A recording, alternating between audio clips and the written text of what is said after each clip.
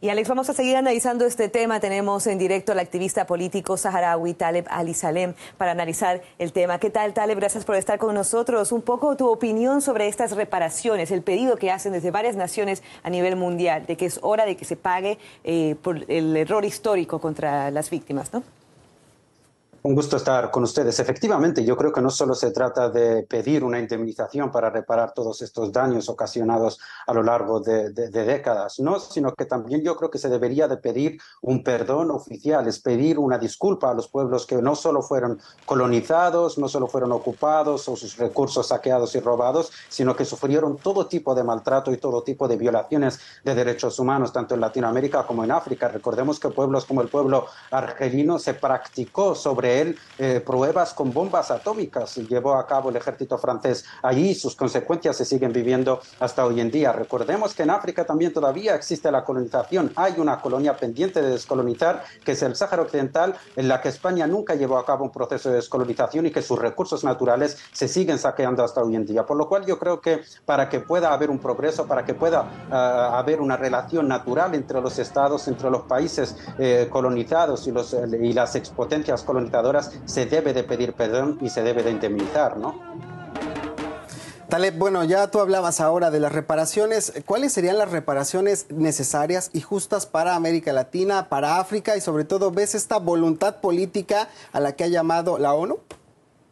Yo creo que sería muy difícil hacer un cálculo, ¿no?, de lo que serían las indemnizaciones, porque desgraciadamente esta colonización no acabó con la independencia de estos estados, como estamos viendo ahora mismo en África o incluso en algunos países latinoamericanos. Vemos como las potencias europeas, incluso Estados Unidos, a través de sus empresas, siguen explotando los recursos naturales de estas poblaciones, produciendo la pobreza más extrema en la mayoría de estos países. Por lo cual yo creo que sería muy difícil hacer un cálculo de indemnización. Creo que los países europeos, los países que colonizaron estos países, deberían de comenzar por bloquear y parar todo tipo de explotación de recursos naturales de estos países, dejando que estos países tengan primero soberanía sobre sus recursos naturales y luego en tratados especiales, en negociaciones con cada país, hacer una cuantía de lo que sería la indemnización.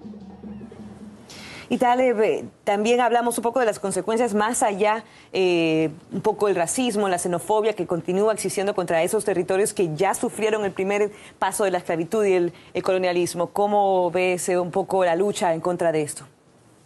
Me parece una pregunta muy oportuna porque yo creo que desgraciadamente aquí podemos ver una paradoja muy interesante, y es que estos países que han colonizado África, que han colonizado Latinoamérica y que han, digamos, extraído la mayor parte de sus recursos naturales para enriquecerse y para formar su base económica y ser hoy llamados, entre comillas, los países del primer mundo, gracias al saqueo de esos recursos naturales de los países colonizados, hoy vemos que en su mayoría cierran las puertas a esos mismos pueblos que han colonizado y que vemos que lamentablemente muchos de los que emigran hacia países europeos o hacia Estados Unidos desde Latinoamérica o desde África reciben un trato vejatorio y sufren incluso en algunos países una segunda esclavitud, es decir, son tratados de las peores formas en estos países y son utilizados para trabajar en trabajos largas horas, trabajos duros, cobrando un precio muy reducido, por lo cual yo creo que seguimos viendo formas neocoloniales que lamentablemente se siguen practicando sobre estos pueblos.